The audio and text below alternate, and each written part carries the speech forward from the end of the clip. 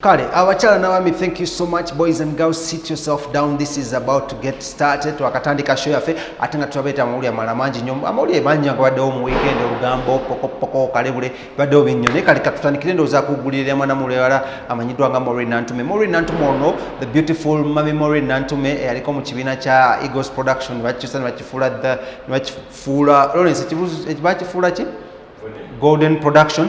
Then ate kati nabeera nga sawa zino ali solely managed by some other person nga agenda kwatunya mu interview ye olunaku lw'eggulo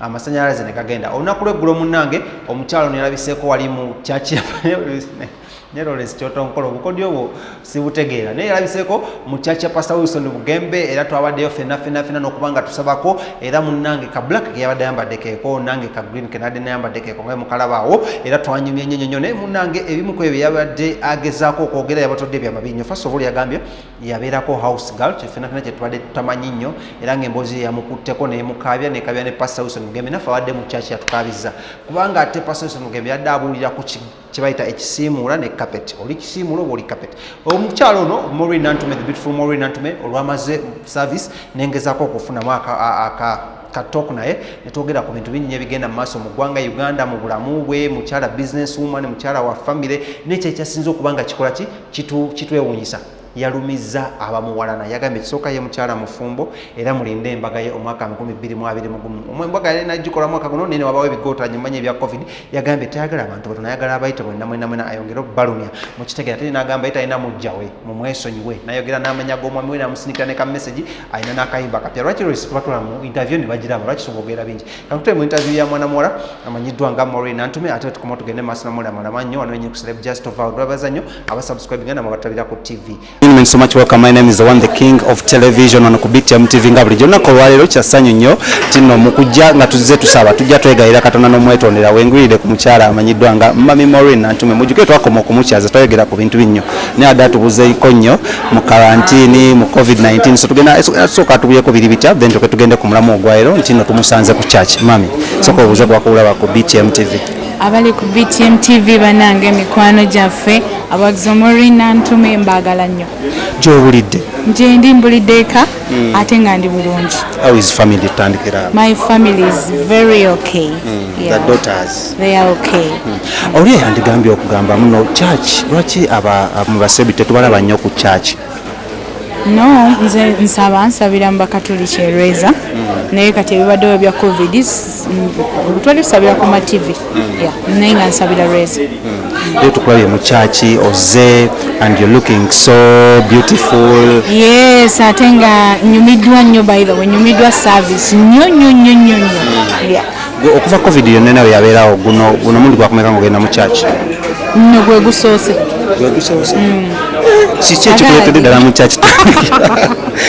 Ebyo okoze bingi mu covid? No, si bibi naye nayitiddwa mukimanyi mwenna nti okujja ku services zino eza Pastor Bugembe ziyagulawo ne ba celebrities baba balina kubanga bakuyisa. Nayitiddwa era seerese bweresi nayitiddwa nange nengenda modrop nenjayo akagoye n'akagatto nenjija ntendereze Mukama n'okumwebaza byankoledde. Osomye Bible kyewuunyisa okitegedde ekigambo ekyo obitegedde bulungi njagala onyonyola abatulaba. Nsomye ekyawandiikibwa Matayo akanyirira ke 15 kensomye. Kitegeeza ki kino ekyawandiikibwa eri obulamu bwomba? Wali musumba ng'akimbuuziza mbadde sikitegeera omanyi obeera mu bantu abangi oboga bannange oba nkoze ensobi oba kyenjogera ki ekituufu. Nsomye kyentegeddemu gwe mukama wo sibinyonyola obubi ndekanze naye nga yo Bible obadde ogisoma? Bible sigisoma nnyo nze ngenda mu kyaki ne bambuulira yensonga lwaki njitagadde. Kati kambuuzeemu biki byogamba muno bino Mukama byakodde tukuddeko ku story abasinga gye twatamanyi ey'obwa house girl. Lwaki ebintu nga bino mutero byesigayiza nga mu baserebu naddala mu interviews ezimu? Eyange njogedde nnyo kozi gw'obadde tojulanga kate wanhostingako. Yes, I hosted. Twogera ku birala era kiba leero wenjiwulidde I was touched.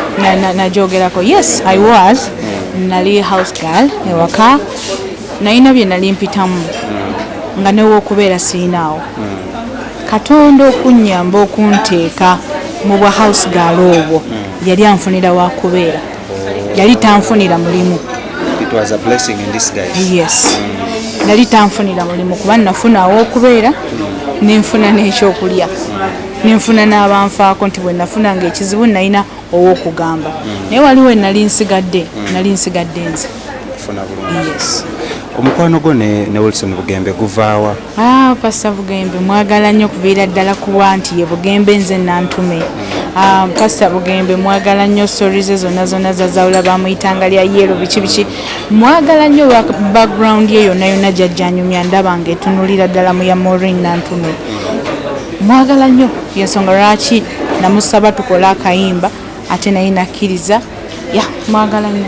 Onakwera okakasiza abantu nga obufumbo we buli steady ate nga baddewo nera nti mami ati ndowa gyogenda ntamanyi baddewo abantu banya nga waliwo ebiyitingana so era enfunye mukusa guno nengamba kambi kubuulize ddala mukanje mmala okuba omusajja oyo embaga mutegeere lindako ng'omukubo bayaka nkyogedde bubi ankuba embaga mulyoke mutegeere nti bannaye nkyali naye bambi ndi mufumbo era temugeza ne mubeereeyo ne mulowooza nti nze nnoonya bannange sinoonya bakwepikira tokigeza bambi ndi mufumbo ndi mukyala w'omwami Ronald Muganza getwale tulya muno mwayawukana waliwo embiranye maka nedda kati abantu abo balinde omwami oli ajja abagambe nti omukazi ono mukyaye naye nga ye takyogedde kyabulimba ng'okyamwagala nnyo mwami wange anjagala mwagala so kumwezi ebugamba awo nga busatu buna kubanga kimanya atulaba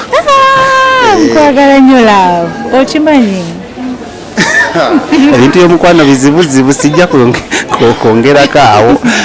Lastly about ebyokutandikawo ekibiina ekikyo twawulyako ke enkayana mu side zeero tebakulimba nze saatandika kibiina naye ndi muyimbi bwompita naawe ng'otegese shoyo nja kujja naye ekyokutandika ekibiina sisobola. Olina manager owuwo? Nina manager wange Rogers Kiyingi ye manager wange yamanaginga Maureen nantume naye nze sisobola atandikawo kibiina. Lwaki abantu abamu bayogera ne bagamba ne bagereesa ng'omukyala Maureen nantume si mwangu?